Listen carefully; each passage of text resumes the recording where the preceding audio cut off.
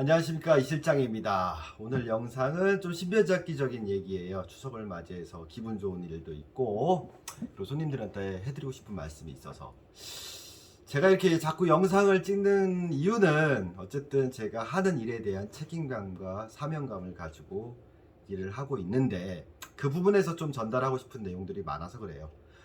글러브 가공이라는 게 단지 내가 돈을 벌기 위해서 하는 일일 수도 있지만 저는 이걸 사명감을 갖고 책임감을 갖고 해야 된다는 말씀을 드리고 싶어요. 저는 그렇게 하고 있고요.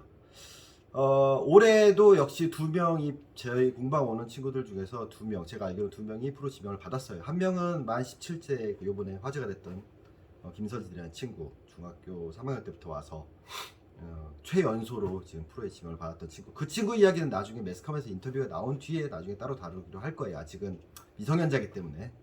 또 한 명이 요번에 이제 키움에 지명을 받은 친구인데, 이 친구는 고1 때 야구를 잘 안 돼서 이제 지방 학교로 전학을 갔던 친구예요. 겨울방학 전에 전학을 결정하고 저희 공방을 방문했었어요.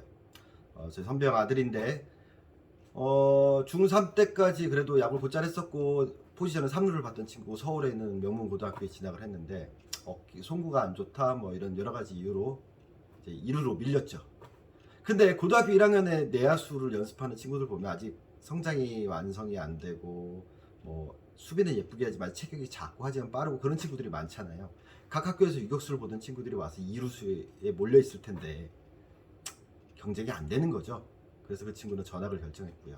연고도 아무도 없는 곳에서 다 그 지역 사투리를 쓰는데 그 친구 혼자 서울말만 쓰는 그런 상황이 발생했었죠. 가기 전에 저를 만났어요. 아니나 다를까 그 친구 글러브는 이렇게 돼서 이렇게 쓰는 항아리 나팔꽃이었어요. 기존에 쓰던 글러브는 가공 불가. 수리하러 갖고 왔던 글러브는 항아리 나팔꽃인데 일제 글러브인데 십자입이었는데 한 쓴지 3, 4개월 됐는데 벌써 십자입이 끊어졌어요. 왜? 웹이 볼록해져가지고 치고 나가니까. 제가 대놓고 얘기했어요. 여태까지 네가 야구를 잘못해왔다고. 지금 너는 야구를 더럽게 못한다고. 공방에 오는 친구들 중에서 그런 경우가 있어요. 글러브 딱 보고 전 그래요. 너 수비 못하네. 그럼 애들이 그래요. 저 수비 잘하는데요. 옆에 친구들도 그래요. 얘 내년 주전 유격수예요. 그랬던 친구가 지금 SK 김성민 선수. 네, 2차 2번인가 바꿔 갔죠. 처음 봤을 때 그랬어요. 저 수비 좀 하는데요. 다른 거 안 하고 맨손으로 공 잡는 거 연습 한번 해보라 했어요. 야구 선수가 잘하겠죠. 그리고 그걸로 똑같이 숏바운드 1번 바운드 2번 바운드 하라고 1번 바운드 2번 바운드 3번 바운드 하라고 그랬어요. 처음에는 글러브질이 잘못돼서 몇 개 놓치더니만 지도 선수고 센스가 있는 친구니까 맨손으로 타닥타닥 잡더라고요. 그리고 설명 다 한 다음에 진짜 프로가 쓰던 공방에 있는 샘플 글러브 끼고 그 동작 해보라 그랬어요. 다음에 네 글러브 끼고 해봐. 나중에 그 친구한테 물어봤어요. 상담 다 끝나고 1시간 동안 끝나고 야구 잘하니? 아니요. 열심히 하겠습니다. 자, 이 말은 뭐냐? 객관적으로 야구를 잘하느냐 못하느냐 얘기는 아니었어요. 그 친구는 그 당시 프로 입단할 때만 해도 그 해에 나오는 내야수들 중에 어깨가 제일 좋은 친구였고 홈런도 몇 개나 친 친구였고 물론 높은 픽으로 픽을 받았지만 제 기준은 뭐냐면 갖고 있는 재능을 수비에 있어서 100% 발휘 못하고 있다라는 거죠. 그래서 못한다라는 거지. 좋은 글러브라는 건 50인 실력을 100을 만들어주지 않아요. 50인 실력이지만 그걸 100% 발휘하게 하는 거예요. 그리고 실력을 늘리는 건 본인의 노력인 거죠. 그 친구가 길이 잘 든 글러브를 꼈을 때와 아니었을 때, 그리고 올바른 손모양이 구현되냐 아니었냐의 차이가 그 친구가 갖고 있는 실력을 100% 발휘하냐 아니냐의 차이를 갖고 왔던 거죠. 마찬가지예요. 이 친구도 설명을 해줬고 이제부터 다시 열심히 하라고.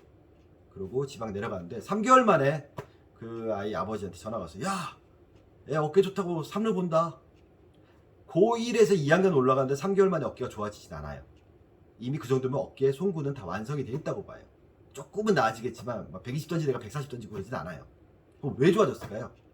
공이 잘 물리고 잡히기 때문에 공이 빼는 게 좋아지고 공을 잘 잡으니까. 그렇지 않아도 손목 힘이 좋은 친구였는데 제대로 안 잡혀서 자꾸만 안드로메다가 송구를 하던 애가 절어서 입스 비슷하게 송구를 갖고 왔던 친구가 공이 잡히고 채이기 시작하니까 일단 공이 잡혀서 오른손에 제대로 잡히기 시작하니까 자기 송구를 할 수 있게 되고 송구 질이 좋아지는 거죠. 그래서 송구가 좋아지고 주전 3루수가 됐어요. 2년간 열심히 운동했겠죠. 그건 본인의 몫이겠죠. 열심히 하기로 했으니까.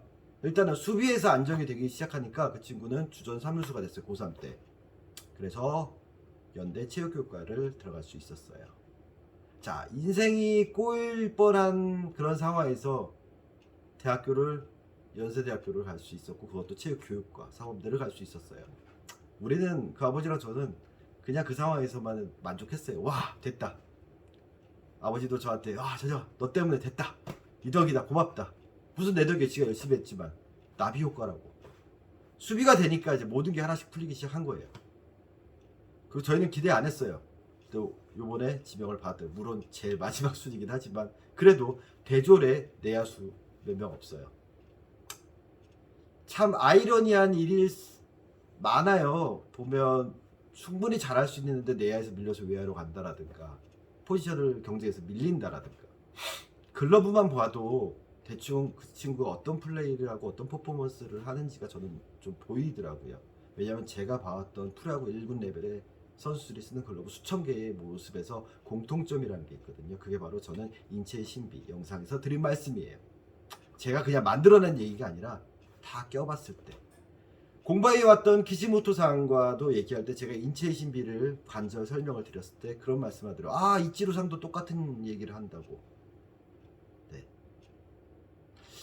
그래서 글러브 가공이라는 게 아마도 이러면 이럴 것이다, 내 경험은 이럴 것이다, 그걸 데이터를 축적해서 만드는 게 아니라 좀 더 근거를 가지고, 논리적 근거를 가지고 야구 기술과 접목하고 이론화를 해서 계속 그 이론에 오류가 없는지를 체크를 해야 된다고 봐요. 그래서 다름은 저도 인정을 하지만 틀린 걸 다르다라고 완곡하게 표현을 못 하겠어요. 그래서 제가 좀 안티가 많은 것도 있고요. 항상 다른 부분은 저는 받아들이려고 노력해요. 키시모토상이라도 얘기했을 때 장인이 되는 길에서 제일 제가 혼란스러운 부분은 내게 맞다라고 생각하는 게 이게 아집이고 고집이면 어떡합니까? 라고 하는데, 자기 중심을 지키면서 귀를 열고 들으면서 내 중심에 살을 붙여가는 건데 중심이 흔들리면 안 된다고. 그 확실한 중심을 갖고 가는 게 결국에는 이 일을 오래 할 때 나름대로 내가 갖고 가야 될, 소위 말해서 장인 정신을 갖고 가야 될 방향성이 아닌가 싶어요. 그래서 저는 될 수 있으면 유튜브 영상들 잘 안 보려고 하는데 다른 영상들 보면 막 화나는 게 너무 많아요. 왜? 근거가 없다라는 거죠.